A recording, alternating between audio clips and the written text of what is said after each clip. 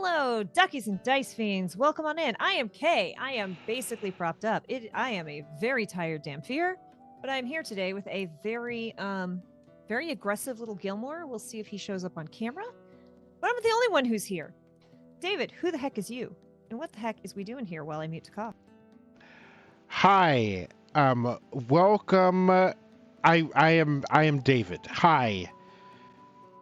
Welcome to the Chaotic Concrud presents PAX U recap show of talking. The Chaotic also presents Tuesday Table Talk Show, where every week we talk about TTRPG stuff, how to be a better player, how to be a better GM, how to be a better person, how to avoid Concrud if it is at all possible to avoid Concrud. And my caption should be behaving now. All with a focus on intersectionality and inclusion so that everybody can have a good time. Thank you for the heads up on the captions. Sometimes it gets a little bit grumpy. So hello, I am Kay. I am also here to do that talking, though maybe not as eloquently today. I just survived PAX Unplugged. It was wonderful. It was awesome. It is the best PAX Unplugged I have been to in 3 years because I got to go with amazing people and then see even more amazing people, such as Rex and Matt, Mimics and Misfits, who are hanging out in chat. And I missed my cats, and I came home with I've tested negative on 2 COVID tests so far, throughout both at the con and when I was here. However, pretty sure I have a sinus infection. But I'm one of those people where I blink and I get one. Unless I go rapidly downhill tomorrow, I'm going to be playing in the circus game tomorrow at 6 o'clock over at Goblin Cave TV. And then potentially streaming Thursday, again, unless this gets worse and I have absolutely no voice. David, do you know what you're streaming this week? More Disco Elysium, unless something really catches me between now and then, but Disco Elysium. Amazing.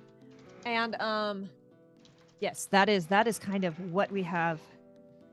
Forgive me, y'all. I am not as eloquent. I was on 2 panels, one of which was streamed. My brain is. But as a reminder, save the date, December 17th. I am working on getting this announcement together ASAP. But you know, cons get in the way. So I sound like a lich and will for a few days, says Rex. Ooh. Yeah. Mimic said Concrete got us all. Silverlight Prime, welcome on in. Frazzled Brains, and understandable. Yes, that I thank you for being understanding. So we are here to talk about what the heck went on at PAX Unplugged, how it went, what we thought. Poor David didn't get to go. David had to hold down the fort. Yep. But I have stuff to show off. I have stories to share. And we'll see how long we go tonight because I haven't spoken this much all day. I literally was like, all my meetings are in text today. So we'll see how long this holds out. So David, since my brain is basically the equivalent of bright pink mashed potatoes, tell me what you want to know. Deadeye, welcome on in. That is, are you comfortable with my sharing your real name? I don't want to do it if you don't want me to do it, but I know who that is. I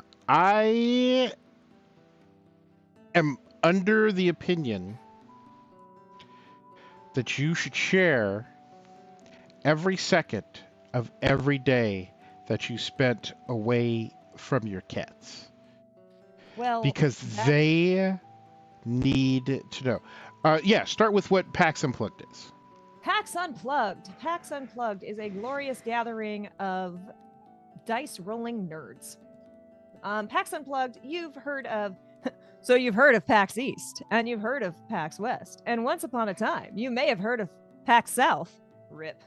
PAX Unplugged takes place in Philadelphia, and it is the tabletop version of the PAXs. And yes, so Deadeye hanging out in the chat is Richard, whom you can find on the Emergency Power podcast, and was one of my con buddies while we were there. Richard and I had a connection before, but cats in a cradle, do we have one now? So basically, again, think PAX, only it's all dice and maps and digital music and unplugged, so like no software. Exactly. You unplug and you play the game. Hello, Finny Ben. How are you doing? Thank you for the lurk. So yes, I'm in New York, so myself and Cake Teas hopped a train and went up to Philly. We met up with Salty Queer, who you often see hanging out in chat as a mod. And we met up with 3 members of the Emergency Power crew, including Richard, Leslie, who you see, Cheese and Krakens hanging out in chat often, and Adam, our GM for the Emergency Power podcast. We handed out a metric ton of these because I play games with really incredibly freaking cool people who made trading cards of our characters, including bios and stat blocks on the back, and those were very much a hit. And also I sent out little, hey Ribbonanza, welcome on in. So one of the big reasons, hey Leslie, speak at the devil. One of the other things, actually, David, talk for a second. Entertain us. Do your speech. Mojo Jojo. The audacity. I don't know if Kay has wandered off to the baño, which I have done on many occasions. But no, for one, it is a slander. Great to see everybody here. I'm really glad that that all y'all joined us today. Yeah, it was probably a cat emergency. I ran off to grab one of these, which is what we handed out. I had 100 of these little goodie bags, y'all. This is the only one I came home with. Wow. The literal only one. I came home with one of these and 3 of the fidget toys things. So yes, I am a big believer that especially when you are marketing at a convention, people don't, their hands are full. They're trying to look at stuff. They don't want a billion bags unless it's something they really, really want. So handing people stuff that they don't want, people don't want to take it. So I'm a big believer in keep your marketing materials small and keep them useful. So that is what we did. We came up with little goodie bags that have 2 mini suckers because everyone needs a little sugar kick, a throat lozenge because, as you can hear, a D20 because everyone likes D20s. And then we did our little cards, which have a QR code to our site, and little fidget toys. And y'all, people love the fidget toys. I expected a couple people to be like, oh, I like the bag, but I don't really need this. But the number of people who were like, this is changing my convention. I was on a panel with Katiosaurus, and I gave her one, and she just sat the entire time. She was like folding it in half, and I gave one to Holly Conrad, and she's like, I use these to paint minis. I put mini paint in these. Oh, that's cool. Yeah. So it was great. Like, feel free to steal. I expect next year to see many more mini goodie bags and many more trading cards. Like, they were such a hit. The number of people, Leslie got little plastic sleeves so they could just hand out 6 cards in a pack. And correct me if I'm wrong, Leslie, I swear 90% of people immediately opened the pack and went through the cards. It wasn't like, oh, cool, thanks, I'll look at this later. Like, they were like, this is so cool. So I did a dangerous thing this year. I merged 2 sets of friends. Yeah, I would never. I would never. I mean, I merged 2 sets. I introduced you to my friend Novel Strumpet. Yep. Yeah, you've done it multiple times. Yeah. Yeah. I'm like, we'll see how this goes. But I am so incredibly fortunate that my friends group just immediately clicked. Like, yes, I absolutely crossed the streams and it did not divide by 0, and it was great. So speaking of friends, sweet Leslie bought me a couple con goodies to remember I had met Leslie before. When I was still in Manhattan, Leslie came into Manhattan and we got to spend a couple hours together just hanging out. They were in town for a wedding, but we got to spend days this time. And Leslie has just had the most incredible glow up since we last met. So it was just so much fun getting to hang out with the more themself Leslie. It was just the best thing. And look, this is official PAX Unplugged merch. Penny Arcade. I see what they did. Uh-huh. So this is the non-binary potion. This is the asexual potion. This is the pansexual, and this is just a bag of fucking rainbows. Because who doesn't need a bag of fucking rainbows? So Leslie treated me to this, and then also I have it here because my Christmas tree isn't here yet. Leslie bought me the kindest thing they could give me.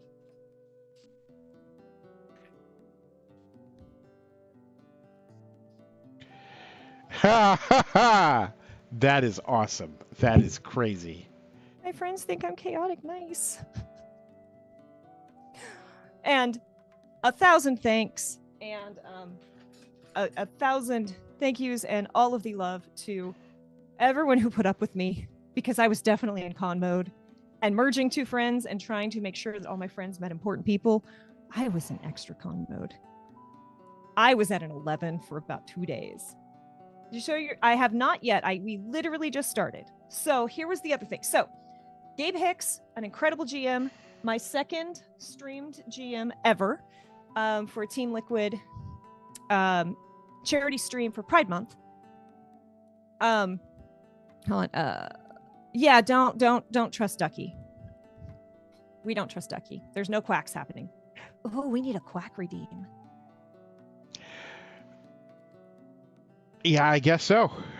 Yeah, we need that, and we need the psychic damage one. I will make a note. So he quacks me up every stream. I love you, Rex. So, God, months and or about a year ago now, I don't remember. Time is a weird soup. I backed their Kickstarter for, they have a company called Mythic Grove, and they came out with the Session Zero system, which is like tarot cards, but for Session Zero character building. And it helps you build bonds between different players as well as backgrounds in the world. It is a beautiful system. It is highly flexible. And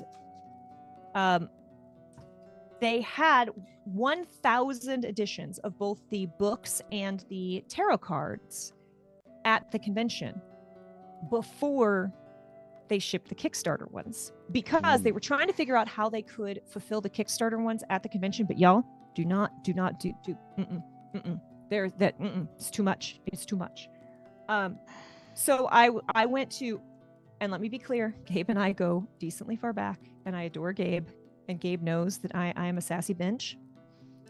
And I was like, Gabe, I was going to ask you to sign my book, but I don't have one, so I'm just going to have to track you down next convention. And Gabe's like, you want a book? I'll give you a book right now. And I'm like, no, I am paying you for books, Gabe. I support your small business people, right? Mm-hmm. Like, just because someone had a wildly successful Kickstarter does not mean that they don't that need they the are support. a big business and they don't need the support. So I'm like, no, Gabe, I like you and I respect you and I want to support you financially. And then Leslie turned around and, they both Gabe and Elise, who is their business partner, were at the booth, and they were both explaining it to us. And the cards, God, the tarot cards, David, are so beautiful. Full color front and back. One artist did the entire thing. Ooh, good. And there are silvered edges on the tarot cards. They are gorgeous. Leslie buys the book and gets both Gabe and Elise to sign it, and then gives me their book and says, just give me the unsigned one when your Kickstarter one comes in, because Leslie is the best. So Leslie here are is the some, best. so this art book shows huge oversized portraits as well as what those things mean. And it's just gorgeous. Gorgeous. And then Leslie is a genius. Don't ever heck with Leslie. Leslie starts talking to Gabe and Elise and is like, what's your favorite card out of the deck? And they each pull it out. And Leslie's like, I want you to sign that one. Hey, crew, welcome in. Ooh. So, yes, Leslie is a genius. That's really good. That's really good. It supports 1 to 10 players. It takes 30 minutes to 2 hours. Ages 14 plus, because, TTRPGs can get a little bit spicy. And yes, so there's a little bit of an expansion in this to some of the lore that's in the booklets that come with it. So, I, for one, need both.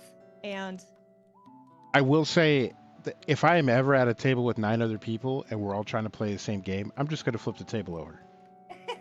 Hey, Facean, welcome in.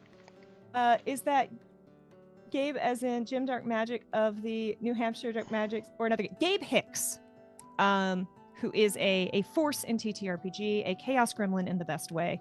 And Leslie, I would like to ask, if you don't mind, since David and I are two sides of the same coin. This has nothing to do with the book. I'm actually backtracking because I forgot, because my brain is, this came from me, which is absolutely me, but it came with another ornament, which I think is far more David than me. So Leslie, I would like to ask if you would mind if I regifted or forwarded a gift from you to David for the other one, because I think it is very much David.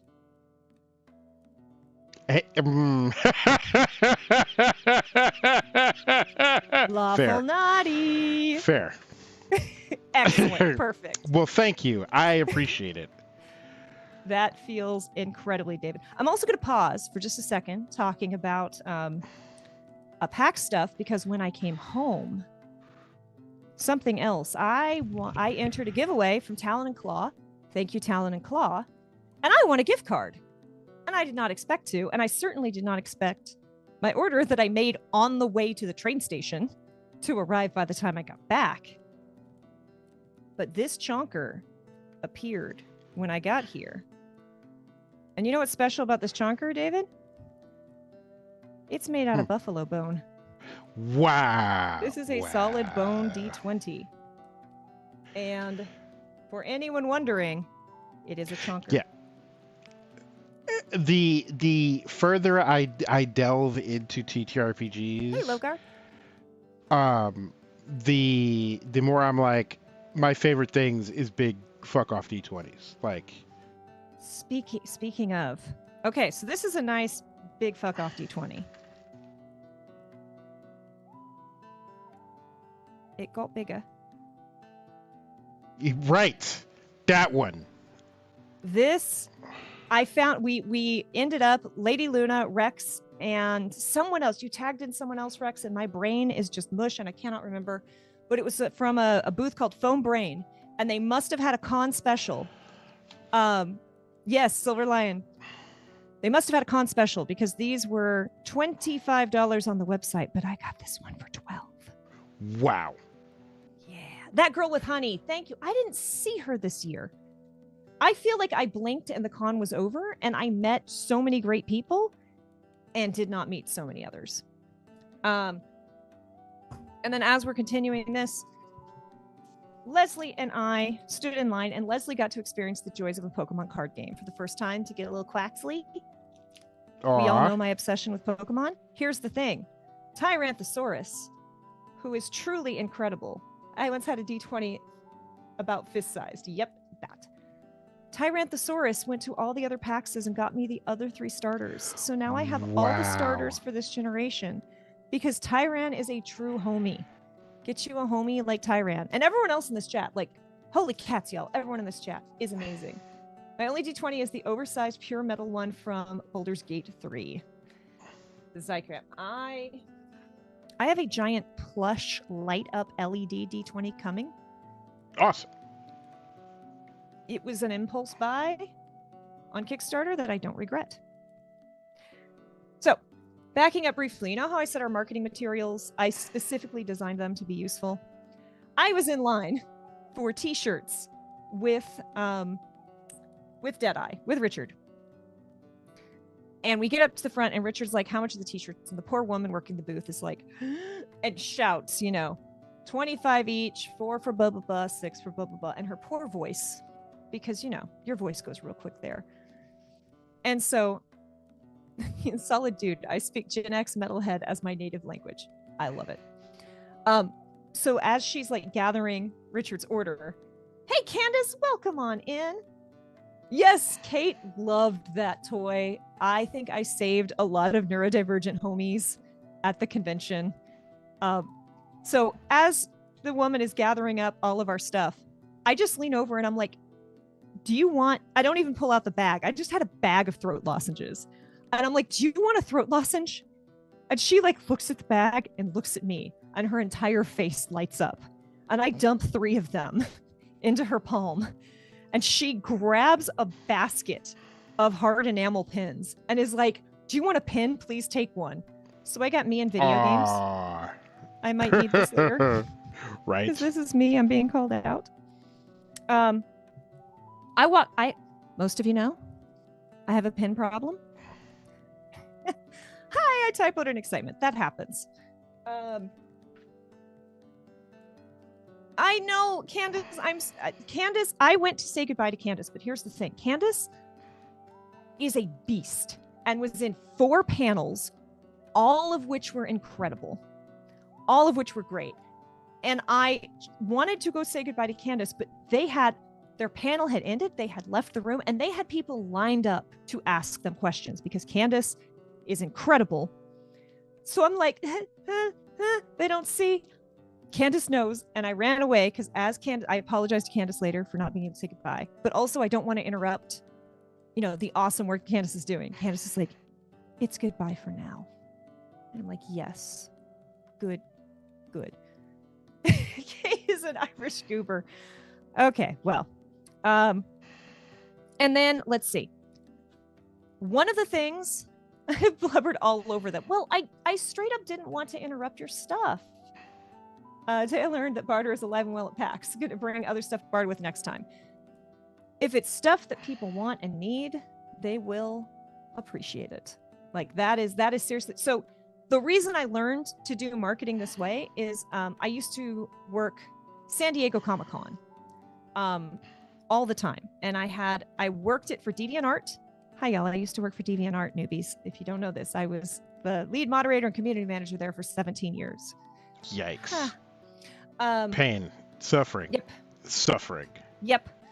And so one of the things we did is we sponsored Artist Alley. So we had a booth in Artist Alley at Comic-Con. So I would go and do Comic-Con, and then I would also hand out, my own stuff. Because at the time I was running a fandom cocktail blog and trying to just grow my reputation online in fandom. And I would see people, be given a thing, walk a couple steps and drop it or chuck it or, So what I started doing was I started taking drink recipes. I would make little cards, only a little bit bigger than a business card. I would do a cute graphic on the front and I would do the recipe on the back. And I just handed out, if I saw a Zelda cosplayer, they got a Zelda one, right? Like it was. That's cool. People would like be walking by, take it, look at it, turn around and come back and be like, I had one woman come up and be like, "Thank you. I can use this. I can actually use this." That was when I went, this is how you market. So that was part of how I learned to market. Speaking of marketing, David, look what I got. My enamel pen problem? Oh, yeah. Mimics and Misfits. Worse. Yeah. Mimics and Misfits made adorableness. And now it's mine. This mimic lives with me. And Matt was doing giveaways where he had a pouch and it had this inside it and some dice. And if you checked it, 1 bag per day had a token in it. And Leslie got the token for the first day and was tracked down and got was that hand engraved? Because it looked hand carved, Matt. Mimics and Misfits journal, like to keep track of your like character. Oh, that's cool. Things in. One I keep always is bottle openers, also very useful. Yes, Mimics and Misfit had great stuff. And then my friend Sweet Rosie B, who played with me in the Girl by Moonlight game, had stickers, and she designed both of them herself, and they're so cute and so pretty. I walked away with a lot of stuff, y'all. Yep. It's a little bit of a problem. One of the things that I did, Candace was on 4 panels. They were incredible. Candace, you're going to have to help me remember, Candace, because my brain is garbage. You had Fight Me, You Cowards, Now Kiss. Romance and TTRPGs. Had Building a Better Session 0. Was on Tales from the Tavern with me, Gamer Mom Luna, and I got to meet again and got to be on that panel. And you had another Candace, and it's completely... I'm so sorry. It's just gone. It's... I suck. Hand burned into the leather cover and then painted with a bronze. Wowzers. So cool. They looked so good. Tabletop role-playing gays. So Candace had all the panels. I had two. I had Tales from the Tavern. And then my friend Anya, who, if you went to, had to celebrate 3 years well. Absolutely you did. Hey, Chris, how you doing? Welcome on back. If you went to the Oops All Himbos, my very good friend Anya and her partner Matt, who is an incredible musician and my cat sitter, were there and played a musical number before the Oops All Himbos, which was adorable. And it's also Anya's birthday, so go wish her a happy birthday. I forgot where I was going with that. Oh, Anya, as a joke, hee hee ha ha, pitched a double Toil and Trouble tarot cards and TTRPG panel, and not only was accepted, it was put on the Mothman, which none of us were prepared for. We talk about how adorable. Which oh my goodness. I have a link to. Yes. I forgot to grab a thing. Talk, David, please, and think. So in chat, someone on the Discord, I think someone in chat, and I should go click on that and find out. But someone graciously linked me the VOD of Kay's panel, which I'm only partway through because I went and watched it back and I didn't entirely hate it. So that's progress. So for Tales from the Tavern, normally it's a 2-hour stream, but we only had an hour at PAX. So Luna had to figure out a creative way to decide who was answering the questions. One of the Penny Arcade mods very kindly breaks up all the VODs for easy viewing. Yes, there is a broken up VOD somewhere. Yes, it was really good. So Luna pulls out these cute little dice, right? And like blue and yellow is blue is my color. it was Leslie who posted Leslie it for me. Y'all. Oh, yeah. Luna made custom dice for each of us. So mine were stars cool. with that. So like the stars for Soul, I didn't even think of that, Candace. I'm gonna cry now. Oh my god. Ermagirds. Yeah, so the number of people who were really excited by that panel, I wasn't really sure what to expect. But I'm so happy it made you interested, Finny, because like it's a really cool thing and it's something I've really fallen into and I really adore it. And oh, I can't read your comment, Richard, because you're gonna make me blush. So as I told Kay, I have been to pagan metaphysical conventions, and the tarot panel they did with Anya and Jess was as good or better than similar panels I have seen at those events. Boom. So, partially to celebrate that, because it was a really great panel. I felt really good walking off it. I'm just a little bit neurospicy. And sometimes I get off of a show or a game or a panel and I'm happy for about an hour. And then I descend into like crippling self-doubt and second guessing every single thing I've ever said or thought. And that didn't happen. So like, that was good. I was worried I talked too much. That was my biggest fear. Is like, did I take up more space than I was supposed to? Oh, thank you, Candace. We did a live audience reading. It was really cool. We had 2 different people with 2 different decks go out and have 6 total different audience members draw cards, and the readings were eerily similar. It was all about letting go, getting out of your own way, and moving forward with whatever you're doing. And in fact, one gentleman, I don't know their pronouns, so one individual that I pulled from, I saw them leaving, like they pulled the future card for my pull, and I saw them leaving the convention, and I ran up to them because I'd forgotten to ask everyone's names, and I gave them a little bag, and they were like, I want you to know I was actually crying in the audience because that reading was so powerful and it answered a lot of things that I'd been struggling with. And I'm like, so a lot of people in chat know how bad my rolls often are. I have a large collection of pins that show D20s having rolled a 1. Because, yes. So I bought myself a little commemorative tarot pin that is the death card that shows a 1 on a D20. Because this is all of my things. And then I'm really happy I bought myself this, and Jess also got it, and then we pooled together to buy a first tarot deck for another person in our group. We bought the coolest tarot deck, y'all. That is cool as shit. Look. Therapists who know tarot and TTRPG terrify me. I cannot be read that quickly. I am not comfortable with someone being able to just immediately look through me. Again, why I need to get back into therapy. However, so it is a beholder with surveillance cameras for eyes. Perfect. And it is neon, cyberpunk. And this thing I'm about to say means very little to a lot of people in this chat, but someday it will. One of the well, I'll say one thing that is relatable and one thing that is not so relatable. The Chariot card is very Akira. Let me see if I can find it quickly. Oh, this is the 5 of Wands is conflict. And instead of like standing and fighting on a hill, they're playing a video game. Oh, goodness. This card wanted to be shown. This card, the Chariot, is so Akira. Yep. That and is also, the Akira slide. It is so Nico. Absolutely.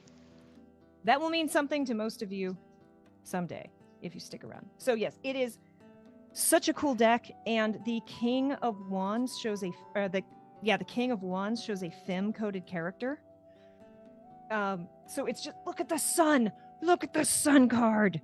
Wow. Like, it's just so neon. That looks like so cool. a Monster Hunter boss.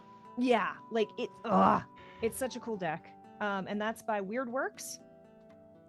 They got a lot from us. Hello, D to the Rock. Welcome on in. Tetsu. So then we got to check out the very tail end of the Starfinder Advanced. Starfinder 2E Advanced. I forgot.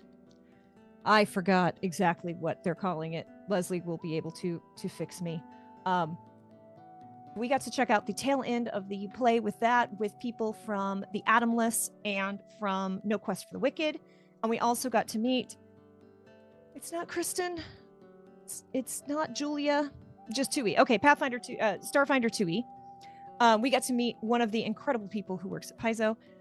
And she set us up with little Skittermander pins. And this is from the Skittermander free TTRPG Day adventures that Leslie played us through. Leslie jammed us. Jenny, thank you. Y'all, my brain is just not good. And then our friends at Eldritch Foundry. And then I'm going to show you the last thing that I have to show you. Because while we were there, Jess introduced us to a 2-page TTRPG adventure called Goblin with a Fat Ass. And you roll for ass. And Leslie's character, and you roll for like how you got the ass. And then you roll for class to see what you can do with your ass. And Leslie's character stole my character's ass. I have no ass. And Leslie's ass size is quite literally, oh no. Perfect. I mean, that's my thing. I am already a goblin with a fat ass. And then I rolled my thing, and it's like, I rolled an 8, which is actually a 0. And I'm like, that's not okay. I have quite the booty. And then as Leslie was rolling, and Leslie was just, oh no. And then we were rolling for how you got the ass, and mine was like a tragic accident at Goblin Wizarding School. And Leslie's was like, you worked for it. So Leslie sabotaged my work at Goblin Wizarding School and stole my ass. Yes, you're an assassin. And yes, that was incredible. So I didn't actually get to go talk to my friends at 1985 Games because I blinked and this convention was over. But Oh, goblin is my safe word. That is really So- good. Salty Queer bought one of these for each of our crew. So yes, I walked away with a lot of stuff. I was very proud of myself because halfway through day 2, I had bought almost nothing, and then that ended. And hello, Mallory. Welcome on in. Yes, I love the pin. So like I had taken a picture of it and been like, everyone look at this. And then when we played Goblin with a Fat Ass, it was like, well. And apparently, this was my favorite part, is Emily broke away from us, ran off to do shopping secretly and silently on her own, comes back with one of these for each of us, and apparently had gone up to the vendor and been like, I need 6 Goblin is my safe word and 1 of the cat pins. And the guy like looks at her. It's Sunday afternoon, and he's like, blink, blink, blink, blink. Thank you for placing the best order we've ever had. So I also got to meet the incredible Moxie while I was there. I didn't get to spend nearly as much time with anyone as I wanted to. I'm gonna cough. Hold on. Where is my stylus? I don't want to cough at you all. I move my mouth away from the microphone to breathe. Oh, and then I forgot. Jess bought us all goblin or a snail dice, and so they're the derpiest little snails, and they hold a dice. Oh, that's cool. They're so cute, and they so derp. Look at the face. Look at the face. I mean, that is a mood. So, oh, gods, I keep thinking I'm done. I got the chonkiest dice that ever did dice chonk. I did see that. I was like, oh man, that is the most on-brand die. Is squishy, so it's not gonna like kill you. Oh, Yes. you could like bean somebody with it. That's fantastic. Uh-huh. That has ballistic potential. Trying to see if there's anything else I forgot. But no, I think so that was incredible. We spent a lot of time like looking for goodies for each other. And your snail die is holding the D20 from the set I got from Mimics and Misfits, Matt. Oh, hey, Jason, how are you? So, yes, and I got to connect with obviously Candace, but also 2 other really important people this month, Holly Conrad and Cadiosaurus. And gee, I don't know why connecting with them would be important, but maybe save the date for December 17th. Yep. Maybe. So. And before Kay goes on, I would like to point out that all of this is possible because of you guys, our audience. Like, all of you have supported us in an array of ways, and we really appreciate it. Genuinely. I am a decently resilient person, but I also require some positive feedback. And if you all were not here, I wouldn't be. I can tell you that right now. I'm not going to say that I didn't spend, and David will confirm, months and months streaming to empty chats or chats of 1 or 2 people. And that was fine. But with all of y'all here, it's so much better. So I missed, Kira's was there and I completely missed them. I saw Tyran once. Tyran and I had an appointment to meet up. We almost didn't find each other. I think I saw Rex. Did I see you once or twice? I don't remember. I know you bounced to a bar and then came back. But that was a thing. I met, and again, so many streamers that I admire.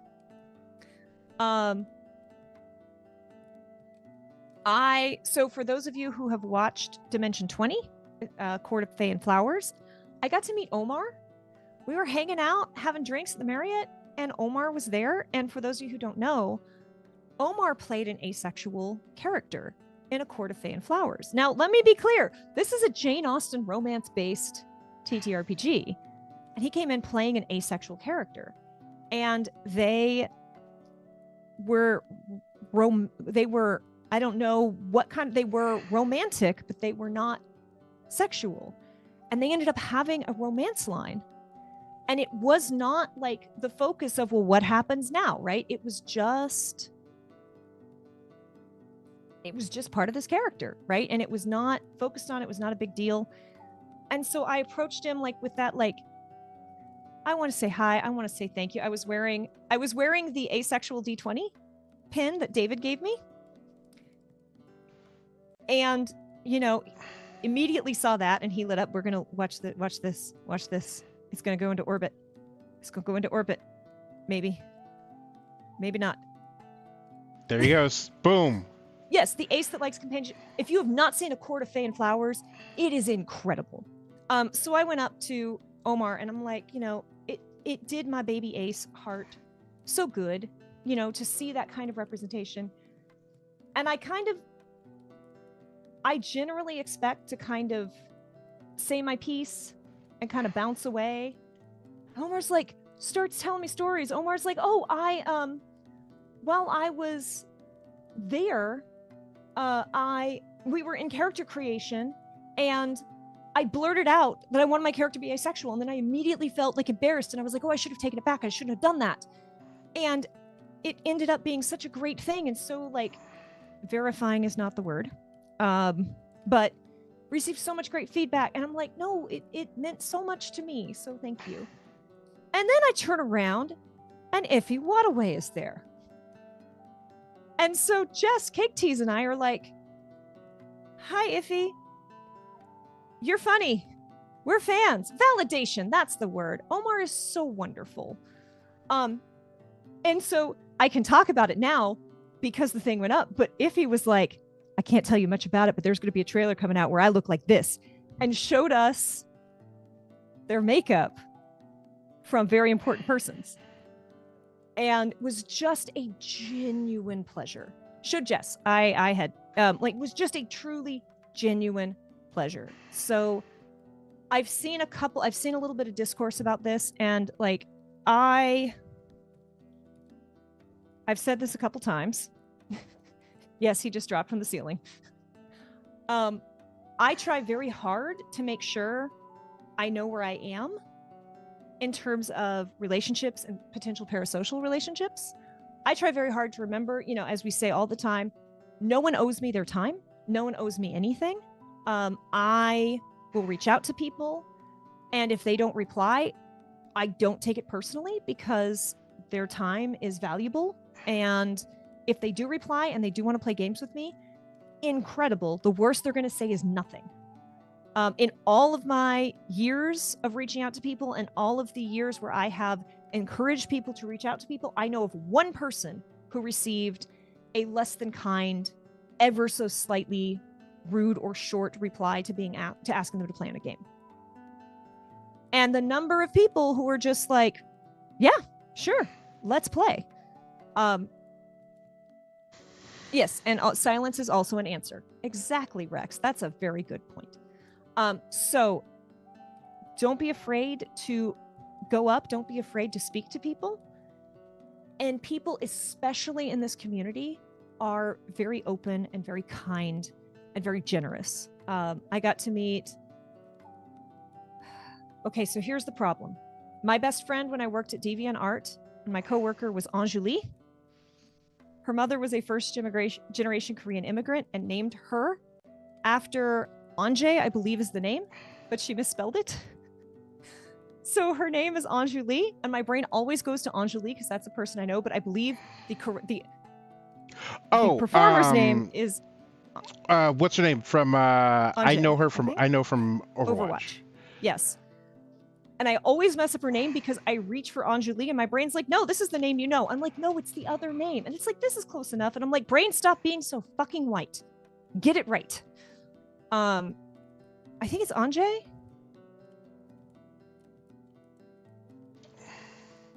Something Thursday night taught me, though, is that some people are so kind and open and not at all changed by their relative fame, and some people are not. Yes, Anjay. Anjay? Anjali. Anjali. Anjali. Yo, I am so embarrassed every time because my brain's just like, Anjali, that's it. And I'm like, Her name is spelled with a dash. This person's name is not. Yes, people are not always what you think. And this is part of why it never hurts to go up to people. It never hurts to introduce. And it's really useful to read the room. But I got to introduce so many people. She is a delight on DesiQuest. She was a delight in Exandria Unlimited.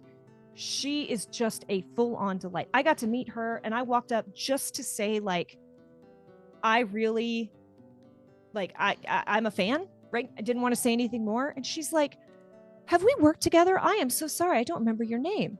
Yes, she was incredible in the Ravening War. And I'm like, no, I'm just a fan. And she's like, great. What do you do? Why are you at this party? Tell me all about you. And I'm like, I was not prepared for this question. my sibling in Dice, do you know who you are? Right. And yes, not everyone. And yes, Candace makes a really great point. There have definitely been people where I've gone up to and they've been like, Yep. And again, just as when you reach out to ask people to play games with you, you meet someone at a party, no one owes you their time. And it might be a little hurtful. But, you know, if you're playing in this space, you do have to, I hate to say it, I really hate to say it, but you do have to have at least a little bit of a thick skin. You have to be able to handle that. Spencer talked to us for a solid 10 and really didn't have to. Yeah, they're just, and the number of people who I just threw out, I'm like, I do charity games. And they're like, I love doing charity games. Give me your card.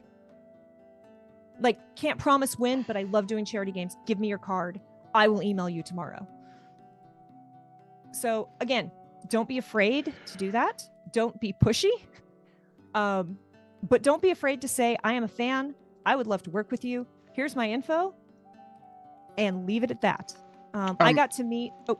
Oh, and also, like, I want to say from the other side, it's not something I've experienced in the TTRPG space, but I have been in other professional settings where I or someone I'm with, someone who's rubbed us the wrong way and, like, done something they shouldn't have, and they get up and they start, and you just, and then you keep it moving, and really, like, it may be painful in the moment, but really that's the kindest thing they could do, because the last thing you want is to have an entire room stop what they're doing and turn and look at you while you get dressed down for some stuff you absolutely did. And if you remember, when we were, Candace, can I tell a story from one of your panels? Like, it's not you, it's an audience member. I will be honest, I was not there when this happened. It was from the Session 0 panel. And someone did the exact thing that we said not to do. They were talking about Session 0s and how to make them, you know, better and more inclusive and more welcoming. And a certain individual who looks like me, who had parts that don't match mine, who was wearing a brand shirt for his own business, got to the Q&A. Yes, a vanilla male, a vanilla mailer stood up and said, during the Q&A, when it was very explicitly said, this is for questions, ask us questions. This guy got up and was like, great panel, really great points you brought up. I think you might be interested in this product, which I created. And I think you might want to look it over and see if you want to use it, wearing the shirt for the product that he was trying to pitch at a panel led by femmes, queers, people of color. Hi, all of those people. I, a straight white mailer, would like to show you the thing that I have generously created to solve your problems. Would you like to buy it? And give me free feedback. And all I got to say is, and again, I was not there, but I heard this account from multiple people. He is so lucky. He is so lucky that the moderator cut him off and kept it moving. Because if Cypher of Tyr had gotten that microphone, I have seen that dressing down personally, and I don't know that he would have ever recovered. There would have been a little pile of ash where a human being once stood. Candace says, I got a free deck, so you let me know and I'll pay to ship it to you.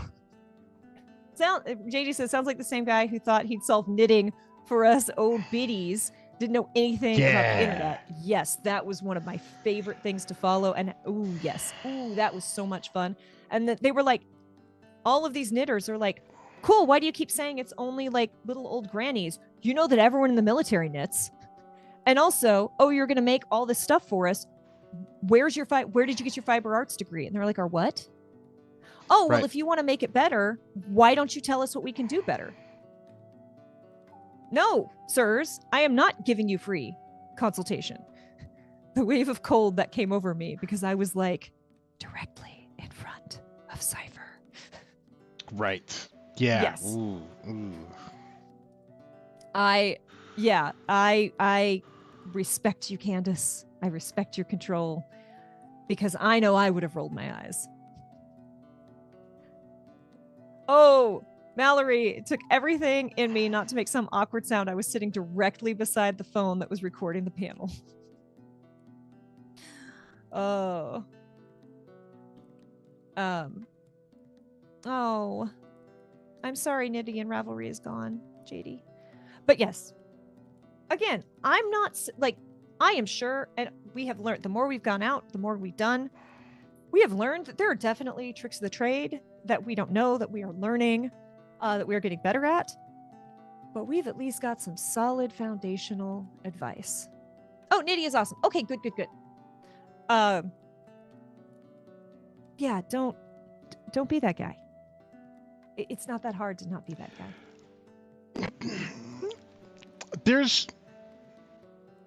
It's not, and it's something I touched on earlier when I was doing my stream earlier.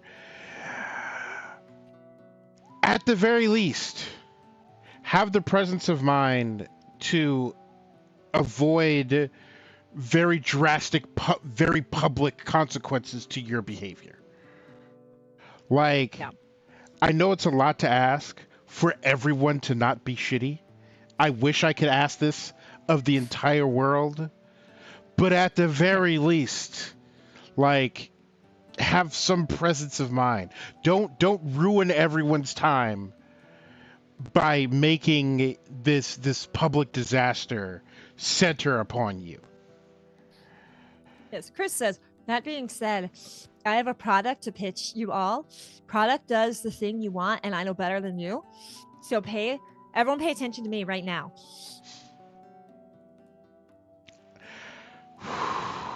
Yes. And look, we all have moments of intense passion, right? And there was a person, if you watched our tarot panel, you don't have to, but if you did, one of the things we talked about was how you're not, there is a standard or conception that you're not supposed to buy your first deck. And that is an ancient tarot tradition. And we talked about why that tradition is. And we also, every single one of us spent a few minutes saying, hey, look, it's okay to buy your first deck, right? It just might take you longer to connect with it, to get what you want out of it, because the understanding, the reasoning behind it is, I'm paying money for this, so give me universe, give me. That is the reason, the logic behind don't buy your first tarot deck. It should be gifted. And again, we all went out of our way to say this is kind of the tradition. Jess talked about how she bought her first deck. I didn't buy my first deck, but I was like, gee, I would like this deck in particular. Here is a link to this deck in particular. Sure would be nice if this ended up in my Christmas stocking, which, is probably cheating, right? And I love this deck. This deck does great work for me. Now, as I said, I've been supposed to play the character that I bought this deck for in 3 games, and 3 times it is canceled because of TTRPG drama. So, maybe the that's first the boss universe. of TTRPGs is scheduling. Well, every time it was drama. It wasn't scheduling. It was. I mean, it's a type of scheduling. And listen, It's true. In every niche community, the drama is hot, thick, and spicy. And as long as the drama doesn't affect me or anyone I care about, Exactly. it is my favorite thing. Yep. I love some piping hot tea. I miss the golden days of Tumblr because I would just sit back and watch like who's fighting who this week, who have gone to war. The deck might be cursed. I maybe should give it to you, Cheese and Krakens. Maybe I should give you this deck, and then you can buy me the same deck. No, again, we're playing Cards of the Universe. And so like we all talked about this, and we did, we did say this is the traditional spot, and then we said like, hey. Also, we've all done it. Two of the three of us said we've also done this thing, and it has worked out. It took more time. Games got canceled, but it worked out. And one person who was so passionate, just so passionate about tarot, tracked me down after the panel and was like, I want you to know that is not true. You can buy your first tarot deck, and starts telling me all of their accolades about all that they've done. And I'm like, and like how long they've been doing tarot and how much they know about it. And I'm like, yes, I agree. Traditional wisdom isn't necessarily true for everyone. The binary gender system is also a tradition, and it is definitely not for everyone. So no one is saying you're wrong. Thank you for being so passionate. I agree. So look, we all get there, right? We all get there. But keep in mind trying to lecture the experts. And look, I'm not an expert, but if the person's up on the stage, make sure that when you're lecturing them, it is from a place of pure passion and not a place of, I'm better than you. Especially if you are less of a minority than the person who is on stage. Yeah. You had a link to a thing for working with a deck you bought that you sent me. Do you want me to drop it in here? Oh, I will pull it out and put it I will put it in the video, but I'll see if I can find it again. There's a really cool spread that actually Richard Deadeye in chat taught me, which is an interview with your tarot deck. And tarot decks have different personalities, and it's really interesting to do that little interview. And yeah, like again, if we are talking about issues of race, if we are talking about issues of being a minority in the space, if we are talking about any of those things, I'm gonna let Candace talk. Candace knows more about that than I do. You know why? Because this. And that's not saying that my experiences and my information is not valid, but also I've got quantifiably less of it because of this. So contribute, but also don't speak over and don't lecture the people who have more lived experience than you.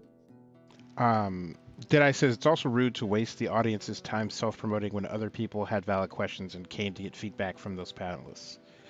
And one thing that like incenses me, especially like in conversations in political spheres, especially when those conversations are about people's like livelihood and like just like their right to when someone's right to exist and say right to medical care is quote unquote a debated topic, and it's like, how is this what incenses me endlessly is that we have experts for this. We have people that went to school and studied and then studied some more, and that has like read all the literature, conducted the research, and then they have like meta-analysis of research where they get a bunch of them together. Anyway, the point is there are experts we can ask, and instead of asking those experts, people just get to just continue to sit around and armchair it. Yeah. Like, not to make this a whole thing, but like abortion. No one asked a doctor. There are thousands of doctors in this country. There are hundreds of research specialists who are not just doctors, but are also like researchers who are experts on the social, cultural, and like personal impacts of it. Go ask them, and then let's do that. Yes. And yes, Candace makes a good point. It's because people don't see panelists as experts. Some people think it's something anyone can do, or some of us get asked because we're popular, not because we're learned. True, but also there are people. David, how many things did we go to? Gaming industry events. Oh. Where I'm like, David, I'm doing the thing. Do you want to come? Yep. And the neckbeards walked past me and up to you and were like, so what do you do? Yeah. Oh man. And then you'd be like, that one, I'm the arm candy, that one. Right. And they're like, no, what do you do? Because if you don't look exactly like them or have parts that match them, clearly you can't know more than them. Right. You can't be more successful than them. You can't be the reason. Your experience can't be the reason you're here. I'm also going to say, I'm going to call this individual out. I have blocked them, so I'm never going to see them again because I don't need to engage with angry, sad people unless I'm paid to. If you want me to interact with angry people on Twitter, gotta pay me. Yeah. And I had tweeted a thing, and I'm like, me IRL, aggressively asexual. Me in TTRPGs, what if our characters kissed? Just a smidge horny. Just the tiniest amount of horny. Just. And I didn't even look at his profile picture, so I don't know what he looked like, but I can guarantee you he was a neckbeard. Replies and is like, one cannot be aggressively asexual because one cannot be aggressively a negative. I'm like, cool, white straight boy. Glad you know more about it than me. Right. And like, also challenge accepted. Like, even if premise is true. David has seen me be aggressively asexual. Right. Like we're going to get a bow and arrow and a set of claws, and we're going to get super aggressive about it. Yes, Rex. See, that was, I think the first, I don't know if it was the first or the second event I took you to, David, where you were like, no, I'm the arm candy. And I was like, this one, this is the good one. This one, we're keeping this one. And just people underestimate how much emotion goes into learning things and knowing things.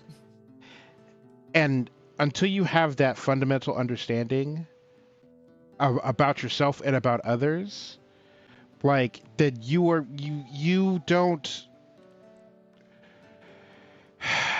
I'm endlessly frustrated with like, I don't care in what shape it comes in. The sky could open up and a jelly bean can descend. And if it gives me the mathematical formula I need on this test, then I don't care. And I am bothered by people who are like, oh, well, you don't look like you know. And it's like, or even better, David, but you're so articulate. Oh, ooh, ooh.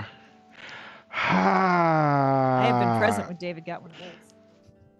And I was very well behaved. I didn't do nothing. You were. You absolutely were. Oh, Chris, I'm not going to get too heavy in this because I could make the next hour about this. But there's racism, and then there are people being racist who think that they're going out of their way to not be racist. And so being even more racist in the process. Right. And it's something that I've chalked up to like NIMBY racism. Like the same people who are like, oh man, we need to come out for the queers, and we need to come out for black people, and we need to come out for Asian Americans. Stop Asian hate, but also Like, I don't want any of them in my neighborhood. It's like, but no. So if you say, "Oh, but you're so articulate," to a black person, that implies that one, it's a surprise and like this special thing that you've done. Um, and two, that on average on the ballots, black people can't. And also sort of singles you out as quote unquote one of the good ones. And it's like, look, I am articulate now with you.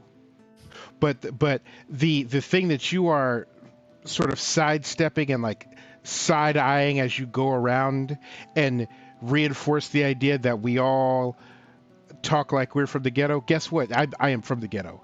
I can and do talk like that. But I'm doing this for you so that you can understand. And yeah, just I had a friend of a friend of Asian descent and was standing at a bus stop in LA talking to a friend, just having a conversation. This white woman walks up to her and goes, "Wow, your English is so good." And my friend, born and raised in America, looks at her and goes, "And your racism is so casual."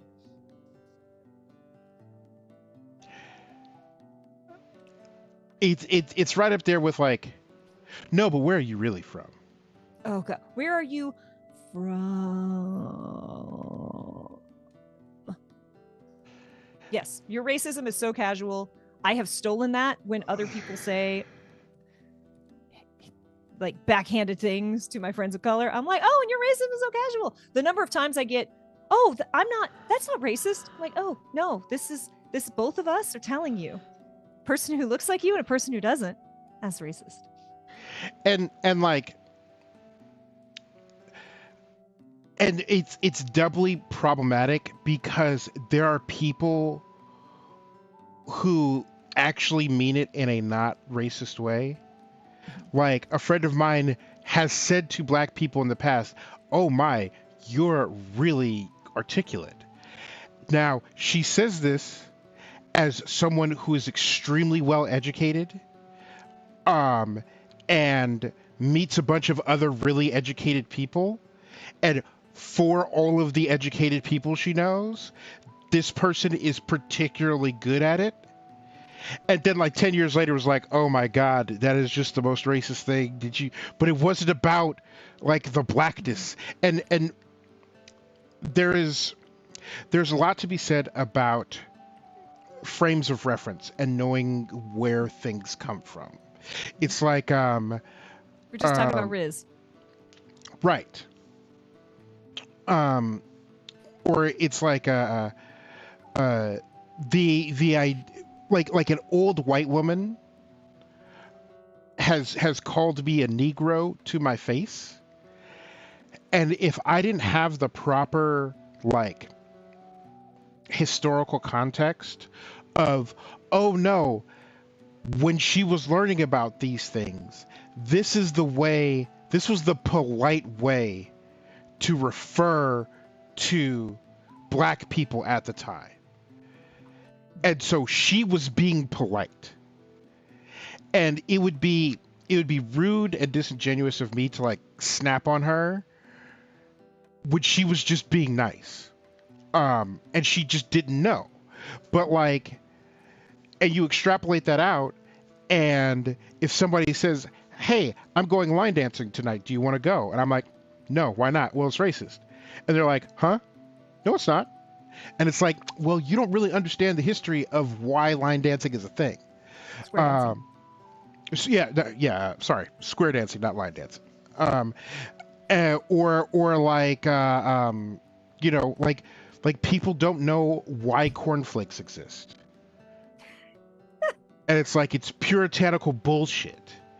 And so like you drop these nuggets on people and they're like, "I did not know that Kellogg was," or it's like, you find out that Henry Ford was a card-carrying member of a particular political party in Germany, and people are like, "Huh? What?" And it's like, it puts so many things in perspective once you know like one of these little tidbits, and then you start adding these tidbits together, and it forms a picture. And like a lot of people are well-meaning, but they don't got the picture. And this is why it is very important for, no matter what groups you belong to, it is impossible for everyone to know everything. It is impossible for everyone to know every microaggression. It's possible for everyone to know all of the racist things, all of the homophobic things, all of the transphobic things. I was just talking to David about how, it was just Halloween not too long ago, and it's already December. Yep. And like, I love watching Rocky Horror Picture Show, but that's problematic. And that's not to say that it's, at the time it came out, it was not problematic, because it was, but it was also in a very different time when that was such an unacceptable thing. That was so far out there and so radical that I knew straight dudes in England who were like, I'm putting on fishnets and going to the Rocky Horror. And they would never otherwise associate with the queers, right? But they were like, oh, Rocky Horror, this is so far out there that I can engage with it. That context for our society is now so long gone that like my Zoomer friends, I'm like, okay, so it's going to take me a lot to explain this to you. You're going to have to watch Milk. And then we're going to have a talk. And then after you've watched Milk and you've gotten through to depression, that we are still we're still fighting the same battles that Harvey Milk, I forget his first name, was fighting. Get over that depression. Then watch Rocky Horror. We're going to have a talk before. I'm going to explain a little bit more context. And that, again, it's things get very complex. It is very difficult. And I have seen, I'm not going to call the person out, but I've seen a person in chat make a joke with no concept, no experience, absolutely no understanding that it was a problematic statement, a problematic stereotype, came on screen, apologized, made it clear what the intent was that they didn't know, and then collected themselves because they were distraught that they had done something unkind and carried on with the game like a pro. And that's what you have to do, no matter what it is. Like, there's so much respect in that. I didn't know. I hecked up. I'm sorry. I will never do it again. So much respect was born in that moment because I had a person tell me, I am a woman, therefore I cannot be misogynistic. I've heard, there's all sorts of things that people accept, that people are like, I belong to this minority group, and that means I am allowed these excuses. And for people to say, I didn't know, I hecked up, I won't do it again, I'm gonna do better, that is pure respect. And when people do that, give them respect, give them forgiveness. If they do it again, that's when you start. That's when you start siding. And like, and another thing to remember is that like people who, so like there is a concerted effort from the powers that be, whether it be in this country or others, that you don't know about all the shady shit that happened. Like, you can talk to someone in West Virginia and they're like, oh no, the army showed up and started like shelling people and shooting people, like just in the street, just because. And if you don't have like a very specific interest, or if you don't stumble upon that, then you wouldn't know. But also, like, there are people in minority groups, like, and I can speak for Black people, where they don't know. Like, there's stuff that's specifically not taught in schools, and not all of us, like, everybody has like some sort of special interest. Not everybody's special interest is the history of race in the United States. And so like when you talk to people who are in a marginalized community or have a interest in like social equality, don't expect them to know everything. Like those people, like you're not just born with the knowledge, and there's a stigma, uh, at least like in the black community, about sharing too much because so much of it is awful and traumatic that you don't want to like crush a 6 year old. Like I still remember, there are many things I don't remember from being a kid. I still remember at 5 years old telling my dad I wanted to grow up to be a police officer and the look on his face. And I didn't realize until like 20 years later that he in that moment he's like, all right, do I tell this kid now that police aren't safe, or do I let him like live in this moment and have it for a while and break the news to him later? And within the queer community, there are very interesting divides. If there are kind of the elder queers the people who are now our elder queers, they didn't have elder queers when they were, the younger generation's age, because AIDS wiped them all out. There was a whole generation of people who at late 20s were suddenly the elder queers because the entire older generation were gone by and large. And they use in that group a kind of like the Rocky Horror thing. They use words that the younger generation is like, we don't use that word, right? We don't use that word. That's not okay. And these elder queers are like, you can lecture me when you've gone through half the shit I've been through. Right. And there's Come often take it from me. I dare you. Yeah, this conflict, because it's like, you grew up in a place where you could be out and loud. And that's not to say that you didn't struggle coming out and you didn't face opposition, but you didn't face it the way that we did. And we have fought and we have survived and we lost all of the people who would have mentored us and taught us. So take the word from me, because those people, that word that I just used, they taught me, because they weren't having the sex that transmitted AIDS. They taught me how to do my makeup. They taught me that is a word. It's like family is no longer the word that's used for the queer community, because once upon a time that had so much weight, because you couldn't say what you were. So you'd look at someone and say, are you family? And you were seen. And it was so incredibly important. And things have gotten better, but we also lost some things because of that.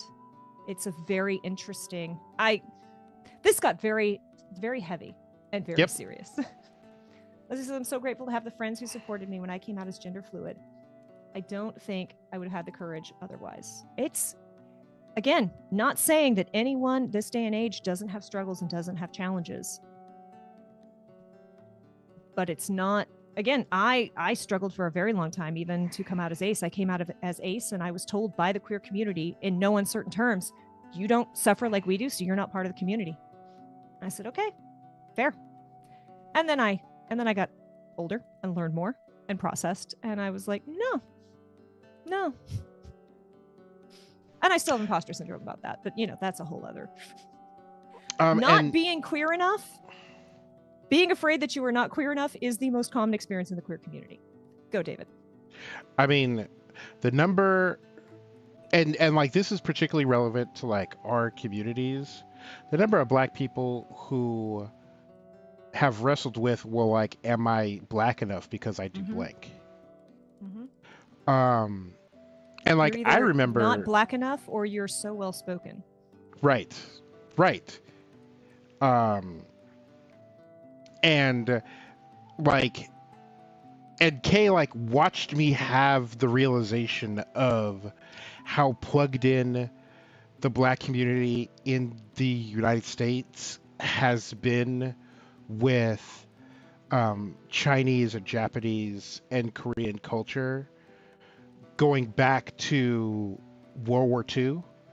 And so like my interest in those cultures isn't like some weird alien thing that makes me different from other people, but actually more closely aligns me to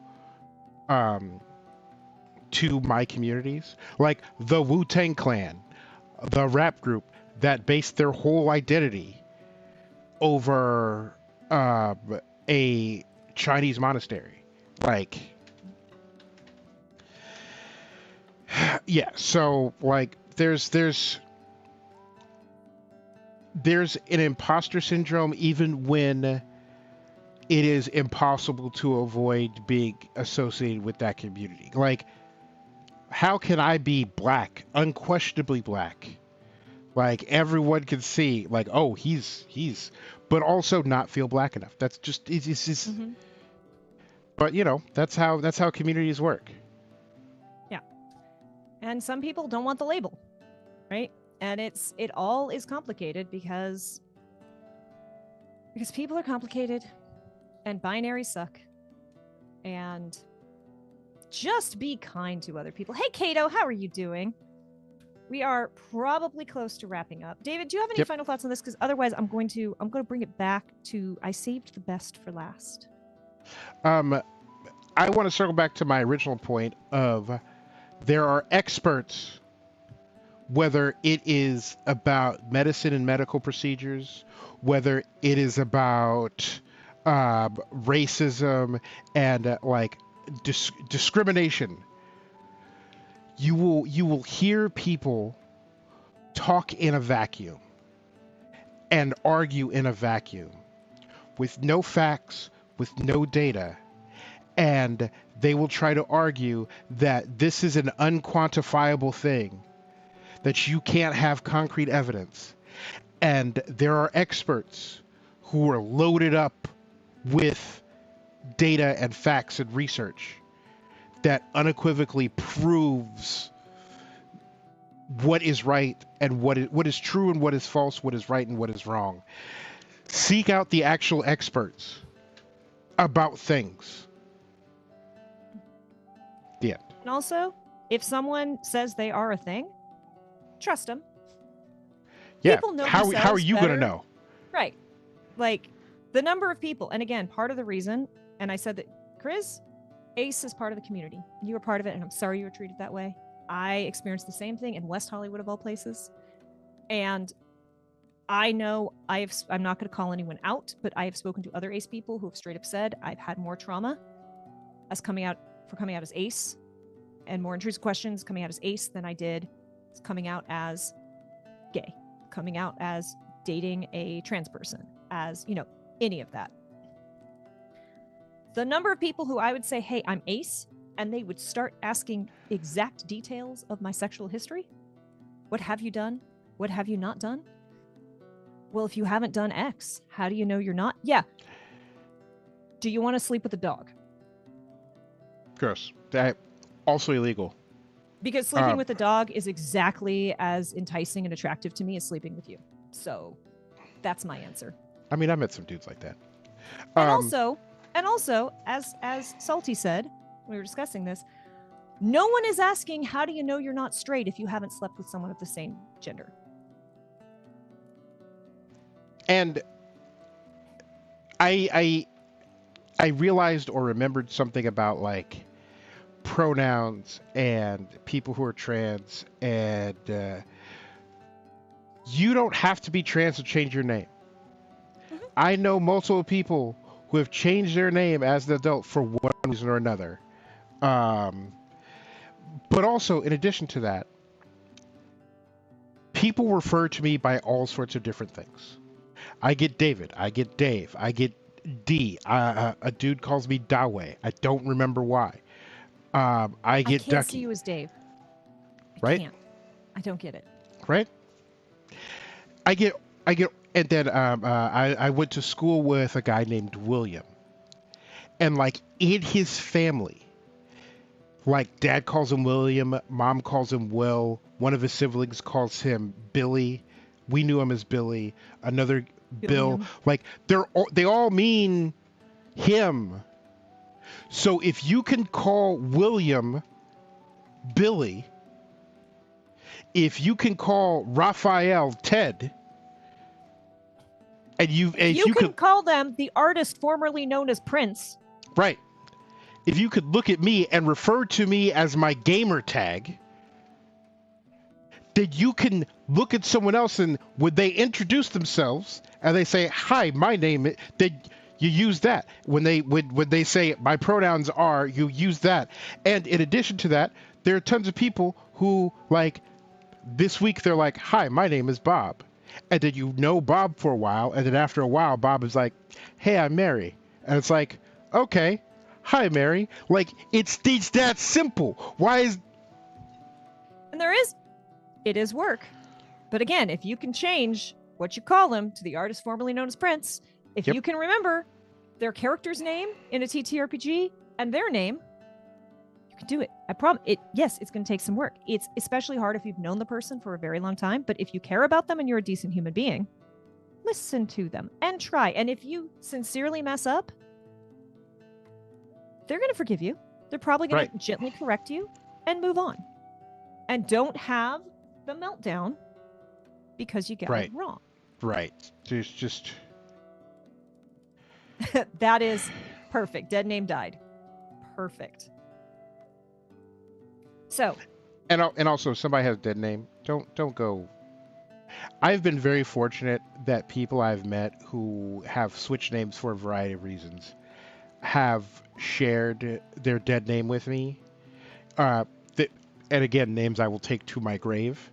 In one case, a name I have actually forgotten. But not everybody has. And precisely 0 of them had to. And also, don't ask a person what their dead name is. It seems to be a very white woman thing. And I don't know why white women are obsessed with knowing the dead name. Let it die. Let it die. That's not the way to get into the circle of trust. So I want to share one last thing that I was given at PAX Unplugged. And it is very dear and special to me. And I can't wait for you all to see it. I was so afraid it was going to be damaged on the trip home, but it was not. Leslie built, bought, and custom printed, brought and custom printed minis for every character in the Emergency Power podcast and brought them to PAX Unplugged. We hope we were going to have time to maybe paint them. I don't think that's going to happen, or it didn't happen. But there is time now. And one of the amazing connections I got to make at PAX Unplugged, I have been, internet raid friends with Painting Pirate for a very long time. Painting Pirate lives near-ish to me, and it is an incredible mini painter. And again, we talked about don't be afraid to reach out to people, right? I had a friend who, my friend Anya, was working at Eldritch Foundry at the convention and was looking for talented painters to come and paint minis. And I said, I don't know this person well, but maybe reach out to Pirate. And she did. And I finally tracked Pirate down on the last day of the convention. And the first thing he said was like, thank you so much. That was a highlight of the convention for me. I am so excited to get to work with them. So not all, and this is a really important thing of networking that certain people do intrinsically and certain people do not. And if you do not do it intrinsically, I cannot encourage you enough to train yourself to do it, because this is how I have gotten far in my career. This is how I have ended up in special thanks in a video game I did not work on in the credits section, because I'm like, oh, you do blank. I know you need a person who does blank. I know them. Let me connect you. Not every networking opportunity you take has to be help me do a thing with me. The more you can make connections and then connect other people to other people.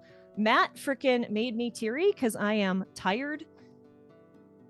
And when I get tired, I get, it's easier to get an emotional reaction on me, but sent me the nicest message after PAX Unplugged and straight up said, someone told him that they were excited to meet him because they'd only heard about good things about him from me.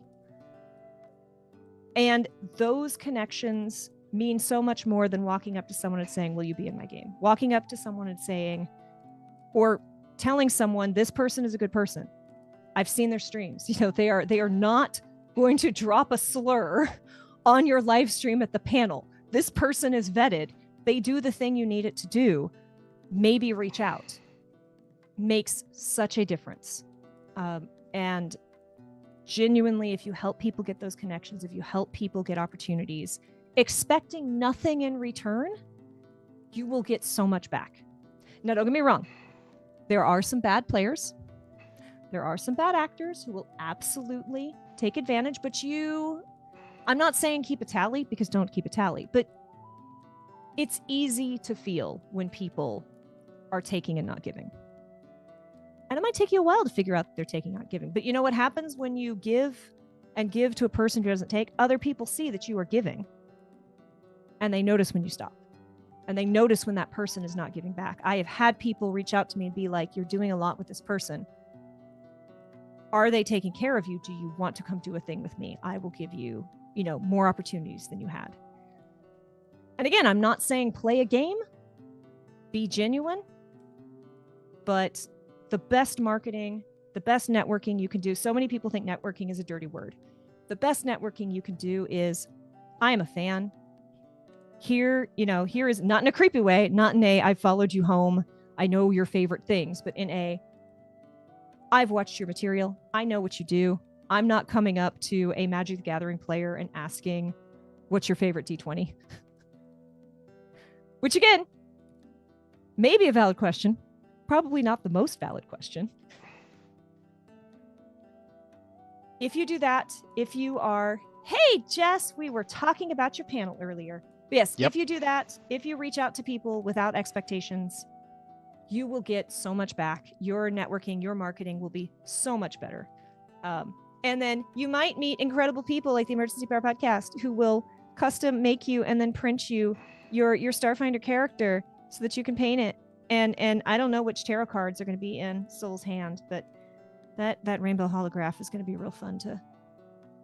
Yeah, favorite D20 is a spin down. But, yes, it is cake. She's the problem. So my voice is almost gone. We are at time. But chat, do you have any favorite memories or favorite stories from PAX that you would like to share? Richard, are you okay with my sharing the Irish pub, what you did for us at the Irish pub? Because that was one of my favorite bonding moments. And I would love to just share that little story. Type it up, Chris. Like I said, Tyran surprised me with the legs up. There's a lot of memes you got to catch up on, David. Okay. Not just roll ass. It's not just roll ass. There's also legs up. There's a lot. I don't want to show you what I'm wearing on my legs, so I'm not lifting my leg. That high. So Richard, we all went to. It was on the second night, and it was before Jess and I were on the tarot card panel.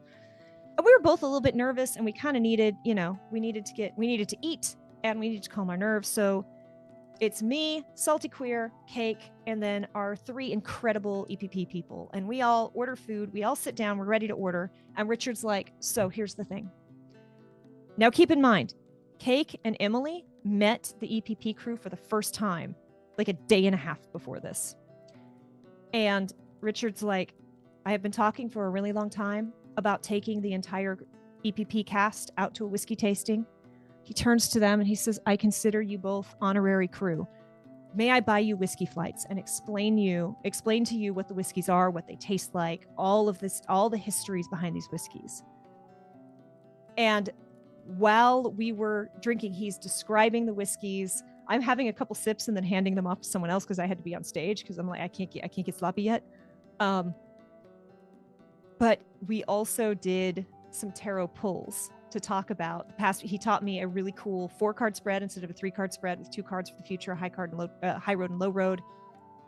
And it was just so it was so precious to me that, again, I merged these 2 friend groups, and it could have gone great and it could have gone terribly. But not only did the 2 friend groups get along, they adopted each other and they took care of each other. And I will never forget that night sitting in an Irish pub, drinking whiskey and reading tarot. And thank you to everyone who was part of my PAX. I am sorry if I missed you. I am sorry if I was that I was at an 11 for about 2 days. The slider does not go high enough for where I was Right. at PAX. Like it was a lot. Doesn't go into triple digits. Because I just wanted so much for these incredible people to meet all the incredible people I knew at PAX. And if I missed you this year, I am so sorry. I cannot wait to meet you next year, and I cannot wait to play more games with you. Chris okay. says, so I was with a friend looking at these cute dragons, and they bought 2 dragons, one for them and one for me. The vendor liked us and gave us a bonus baby hatchling, and within 5 seconds the gold dragon fell from their shoulder and shattered. Oh no! We were all so sad and devastated. Rip Kintsugi. Oh no. That sucks. Oh. Richard has probably been reading tarot longer than either Jess or I, so saying that you got insight from us means a whole lot. I am so lucky that I get to roll dice and play games and tell stories with so many people, some on stream, some privately. Yes, we will have to spend like I need like a non-convention, because for the next time we meet up, the next EPP meeting needs to not be at a convention. We need to have like, here's just us in a cabin. And like I need like a non-convention meetup where it's just like every tabletopper get together. There's no booths, right? There are some featured actual plays, but everyone just get together and just talk. Like I feel like that's what we need, but there's no money in that, so we can't do that. But I feel like PAX was a week and a half long, and also I blinked and it was over. Yeah, poor Adam. But yes. If anyone else has a PAX story they would like to share, now is the time to type it up as we wrap it up and I show off my beautiful little soul one more time. And, spoiler alert if you haven't listened to the 3rd season of Emergency Power, but, it's me. You're probably not surprised. What can I say? Just as my favorite moment was laughing like crazy, rolling our goblin characters and sitting on the floor near Mothman.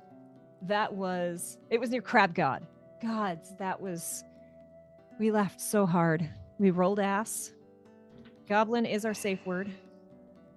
And, yeah, the inside jokes will live forever.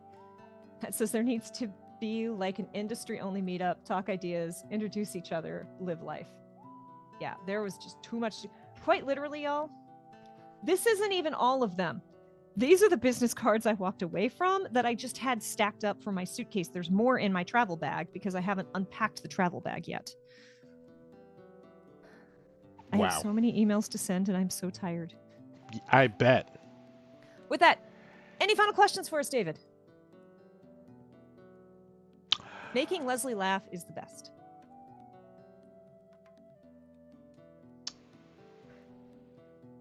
Who had the best coffee? I'm not gonna lie. I get to that point. I get to a convention, and I am there. I am having coffee for utility and nothing else. Last year, our hotel was centrally isolated from coffee. There was no coffee within a 0.5-mile radius around us. I had to go out. It was freezing last year, and it was raining. I went out to try to get coffee and milk. The Wawa was closed. I told a service worker that the Wawa was closed. She told me that I ruined her day by telling her that. Then I got hit by a bird and returned home soaking wet and had spilled milk inside my umbrella. This year, literally across the street was a Dunkin' Donuts. So every morning I would get up, I would go across, small latte extra shot. Done. I didn't even know the taste of it. It was not being consumed for flavor. I mean, America runs on Dunkin'. It was on a schedule when it comes. Yes, here's the thing. I am very caffeine sensitive, and if I don't have caffeine, I have to have caffeine at a time so it will wear off by the time it's time for me to sleep. Dunkin' sucks anywhere south of PA. We had one right across the street. I availed myself. Did Kay destroy anyone with precision kindness this pack? Oh, I destroyed Adam. Well, we collectively as a group destroyed Adam. I don't think Adam has recovered. Adam had a very rough trip, but I think and hope we made it okay. And again, it was not a solo effort. Everyone there, including Cake and Emily, immediately went, oh, this is ours. This one belongs to us, and we will all collectively take care. And that was a joy. And we collectively gifted someone their first tarot deck. And apparently that tarot deck is not hecking around. Has thrown some hard truths. So Ooh. That's great. But yes, that was still an hour and 40, 50 minutes and was still the TLDR. There was so much we skipped over. Check out Goblin with a Fat Ass. It's a free 2-page TTRPG. It is hilarious. Yes, you should do a pull now that you're home. And I found the creator of this pin. I didn't tag them because I wasn't sure, because I bought this from a booth of a different name. They found my photo of this and messaged me and was like, I want to do a Kickstarter for more of these later. And I'm like, please reach out. We like these. We want more of these. What are you going to do with these? So yes. It was great. Thank you to everyone who shared space with me. I told this to the Emergency Power crew, but I'm going to say it to all of you, whether we met in person or you're hanging out with me here in chat. There is nothing more valuable than your time. So thank you sincerely for spending your time with me. And thank you very much for taking care of my K, because it would have financially ruined me to fly across the country and commit great acts of violence. I would never financially recover. All right. So thank you, Finbin13, for the follows. Thank you, Zykram, for resubscription. You have been subscribed for, hold on, it's not showing me. It's not showing me. 42 the longest months. Thank you so much. As I always say, no one owes us anything. But all of your support is seen and noticed, and so very appreciated. For those of you who haven't heard, we have been selected to be part of the boost program at Live Space. We have the contract signed. We've gotten the payments set up. I've got emotes added, but I have to just finish a little bit of stream setup. But we're going to be soon streaming 3 places: Twitch, YouTube, and Live Space. Live Space. Live Space, the subscriptions are the exact same amount as on Twitch. But we are in a program where instead of, if you subscribe through, in case you don't know, if you subscribe through Twitch, we keep $2.50 of the $5 fee, $5 cost. We've been elected into a program where from December till December of next year, we keep 100%, minus like a little bit. We keep $4.65 of every $5 that you subscribe to us on Live Space. So nothing has to change. Subscriber, you are comfortable, but if you would like to support us even more, that's a great place. They use Stripe, so you can use that. Like that is you can judge your financial safety based on the use of Stripe. That is the only thing that they use. So they don't take your number, Stripe, your credit card number. Stripe does. If you are willing and able, follow us on YouTube. Give a thumbs up to any video you watch. It really helps us. We are very close to monetization on YouTube, so that also helps. And that is my heavy-handed pitch because I need to get better about asking people for that. So thank you for sitting through that. Kato, links for Live Space are not up, but will be up shortly. And if you're not in the Discord, get in the Discord so you can keep track of all this stuff, because it's easier to look at a page. Yes. Oh yes, JD. If it's a video you watched here, let it run while you go out or something. We do need some watched hours. We need a couple more subscribers. And the more likes and or comments we get, the more it feeds the algorithm, the more likely other people are to find us. Anything you are able or willing to do, we appreciate. But again, you owe us nothing. So thank you so much for even being willing. As a reminder, save the date, December 17th. It's going to be fun. I am very excited. And I think that's all my voice can handle tonight. Yes, like, subscribe, ring that bell. DC Lasser is playing Mario Wonder. Cryptic Studios is doing Star Trek Online. That bronze girl is just chatting. What do you think, David? And Painting Pirate is also... Oh, is Pirate on? Yep. Let's I think we're gonna... It looks like a fundraiser. Oh, even better. Yes. Okay. So, I think we are going to go raid Painting Pirate. Thank you all again for hanging out. That's all. Wednesday, I'm at Goblin Cave TV doing Circus. Thursday, I'm streaming probably Super Mario RPG, maybe Cattails. I don't know. David's doing Disco Elysium on Friday. Yep. And yeah, save the date, December 17th. I'm going to stop talking. Okay. All right. Bye. Thank you all. Happy PAX.